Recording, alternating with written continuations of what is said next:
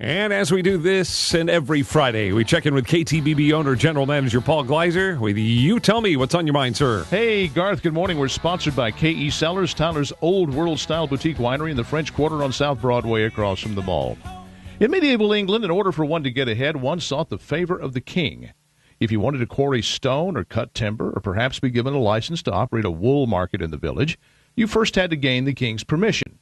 If the king didn't like you or liked your rival better or woke up on the wrong side of the bed or drank some bad mead the night before, that permission would not be forthcoming and there was no appeal. Not everyone even had the right to seek the king's favor in the first place.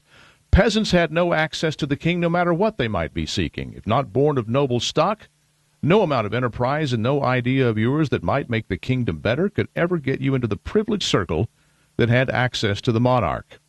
Such government was a government of men. You were either in favor or you weren't, and the king made no pretense of objectivity or fairness. The country that emerged on the North American continent decisively changed this arrangement. The U.S. Constitution was revolutionary. It at last recognized the obvious, that men are not angels. The document thus sought as far as it could to take men out of the equation, enshrining instead the rule of law. Under a government of laws, it is supposed to matter much less who happens to be the head of the government at any given moment. With laws in place, a president or governor or mayor is limited in the favors he may bestow upon you if he likes you, and is limited in the harm he may inflict upon you if he doesn't. Or so Boeing thought when it decided to assemble airliners in South Carolina. Boeing has invested some multiple of $1 billion and has put hundreds of South Carolinians on the payroll of a new assembly plant that will produce Boeing's next-generation airliner. South Carolina wasn't picked by accident. It is a right-to-work state, like Texas, meaning that workers cannot be forced to join a union as a condition of employment. This has enraged the unions in Boeing's facilities in Washington State, where most Boeing airplanes are assembled. Big labor does not want companies like Boeing to expand by hiring non-union workers, and they have gone to the king for redress of their grievances. The king, in this case, is the Obama administration. In a way reminiscent of feudal England, big labor enjoys the favor of the Royal Obama Court, perhaps more so than any single group, and the court helps those that it favors. In a breathtaking abuse of regulatory authority, the presidentially appointed National Labor Relations Board has filed a complaint against Boeing that has as its ultimate aim the prevention of the company from assembling the 787 using non-union workers. If the NLRB prevails, every company in America will have to look over its shoulder. Nominally, we have the freedom to do business wherever we choose, but in its case against Boeing, the government is seeking to take that freedom away. This has implications for Texas. Big labor has noticed, to its great dismay, that employment in Texas has grown, but union membership has not.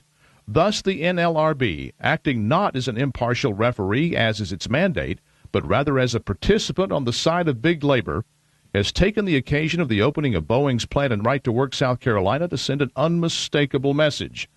Play ball with the unions or get hurt. If allowed to prevail in its case against Boeing, the NLRB will reestablish the capriciousness of royal favor in the place of the certainty of law. A company thinking about expanding into non-union states like Texas will have reason to fear the weight of the federal government dropping upon it like the hammers of hell. In medieval England, the king cared little for the peasants because the peasants couldn't organize an army. In a similar way, Obama cares little for workers, except those that can be organized to pay dues that can be laundered into political cash for the benefit of the royal court. That's my word. What's yours? Go to youtellmetexas.com and you tell me.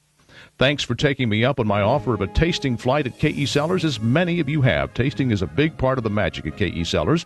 The ability to try a wine before you buy it allows you to become a wine expert on the spot. As I've said, my wine expertise consists of knowing what I like. It really is that simple. So here again is the offer. Go to KE Cellars and tell them I sent you, and ask them to pour you a tasting flight. If your taste runs to the light, sweet, and chilled, they'll pour you a tasting flight consisting of the Keepersall Estates Texas Vit, the Viognier, and the White Zinfandel, 2 whites and a blush. If you are like me, a red wine drinker, they'll pour you a flight of Keepersall Estates New Bridge, the 2007 Merlot, and my personal favorite, the 2007 Cabernet. You're going to like one or more of these wines, and when you do, you too will be a wine expert.